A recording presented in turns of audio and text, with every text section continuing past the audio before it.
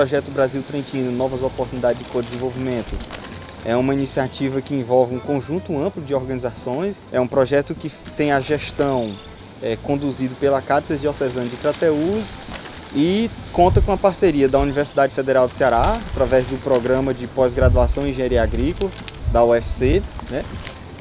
Temos também a parceria com a WeWorld Brasil, WeWorld GVC Brasil, que é quem faz a parte de monitoramento desse projeto. A EFA Dom Fragoso, que é a principal parceria, é a beneficiária direta desse projeto aqui, né, com os educandos, monitores e colaboradores da escola. E esse projeto ele é financiado pela Província Autônoma de Trento, né? Que para nós aqui no Brasil seria uma espécie de prefeitura. E no âmbito internacional, esse projeto tem a coordenação do Consórcio Brasil Trentino, um conjunto de organizações italianas que tem atuação no Brasil, né? E aí foram surgindo ideias no qual a gente consolidou uma. Uma das ideias é o uso da água de qualidade comprometida para o consumo humano para a irrigação, no qual a gente vai estar trabalhando com a cultura da palma. Outra ideia que também foi consolidada é trabalhar a questão do solo. A gente também tem um trabalho que é com a cultura do feijão.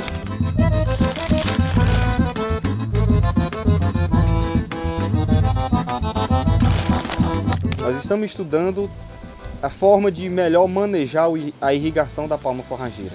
Ela é uma cultura muito resistente à seca, mas ela escapa no período seco se você não irrigar, mas ela não vai produzir quase nada. Então a gente está pensando formas de manejar a irrigação da palma forrageira para que a gente consiga produzir mesmo no período seco, no período que não chove no semiárido. Interessante porque a pesquisa é feita dentro de uma escola, né? Uma escola agrícola que é voltada para os pequenos agricultores. Então, eu acho que isso favorece bastante, né? Porque você, não somente os agricultores que podem ter acesso, mas também os filhos de agricultores, né, que já estão tendo acesso a uma pesquisa, que é uma tese de doutorado sendo conduzida dentro da própria escola. Então, eu acho que isso favorece a própria disseminação do conhecimento, né? E aí, aquela coisa, muitas vezes, os nossos agricultores têm poços que as águas não são tão boas, né? E as vazões não são tão elevadas. É muito característico do nosso semiárido, né? Então, mas como é uma planta que requer pouca água, né? Ela acaba sendo uma fonte hídrica importante, né? Para você ter 1 hectare de palma forrageira, né? 1 hectare já é uma área grande, né? Para um pequeno agricultor, né?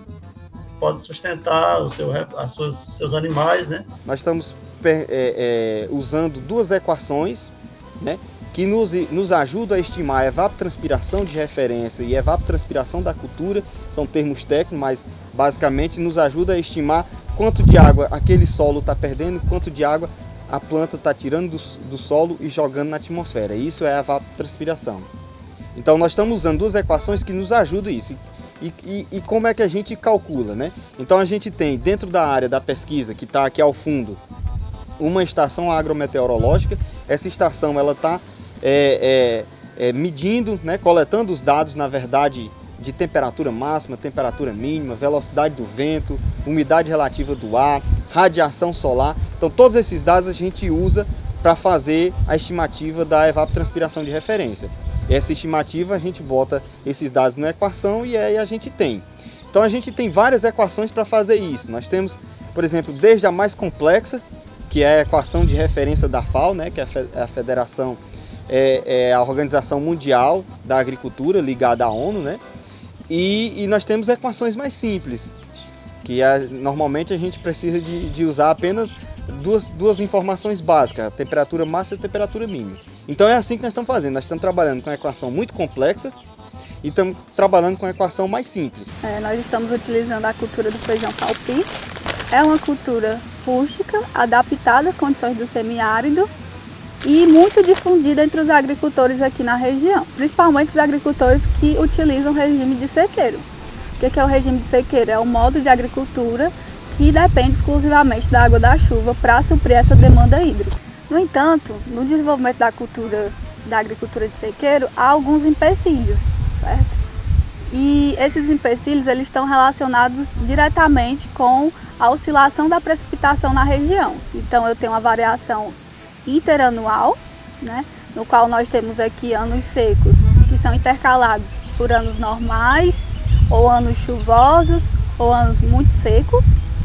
Então nós temos uma variação nesse volume total precipitado e nós temos também a variação intrasazonal. Então dentro da própria quadra chuvosa nós temos distribuição irregular das chuvas e isso acaba ocasionando em períodos secos durante a quadra chuvosa que também interferem aí no desenvolvimento das culturas que dependem exclusivamente da água da chuva. No entanto, nós podemos utilizar algumas práticas que ajudam a conservar a umidade do solo e com isso minimizar os impactos desses períodos secos. Então aqui no experimento nós estamos utilizando a cobertura morta e estamos utilizando a adubação orgânica, certo? Então é muito importante esse trabalho da Melina e a gente espera ao final ter uma resposta muito boa para recomendar para todos os nossos agricultores familiar de quais as técnicas viáveis e quais as técnicas mais adequadas para se ser trabalhado, mesmo quando estiver uma previsão de ano com poucas chuvas, ou seja, um ano muito seco, ou então um ano seco. Ao final desse experimento também vamos fazer o balanço de energia, ou seja, vamos contabilizar todos os fluxos de energia. Quanto de energia estamos gastando para produzir 1 quilo de feijão. E ao final, o que vamos gerar em termos de energia também com a venda desse quilo de feijão. Então vamos contabilizar. Essas técnicas que estamos utilizando, ela é viável para se produzir o feijão?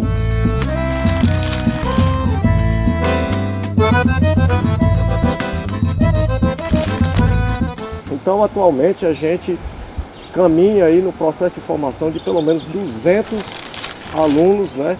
Tanto da EFA Dom Fragoso, mas também a gente conta com alunos de outras EFAs. Além dos alunos, dos 200 alunos, a gente também conta com a formação de 70 agricultores, e isso de forma direta, que esses agricultores eles são parceiros aqui da Escola Família Agrícola Dom Fragoso, pais de alunos dos alunos da Escola Família Agrícola Dom Fragoso e outros agricultores que também executam, que também têm as mesmas atividades do experimento, que cultiva feijão, que cultiva palma, que faz o uso da água comprometida com o consumo humano. No caso aqui a gente utiliza a água residuária da piscicultura. E de forma indireta, a gente busca promover, trazer pelo menos 5.000 agricultores do estado do Ceará para dentro dessas nossas atividades. A priori a gente viu como um desafio muito grande, ter que tocar um projeto dessa magnitude num período pandêmico, onde não poderia haver aglomerações.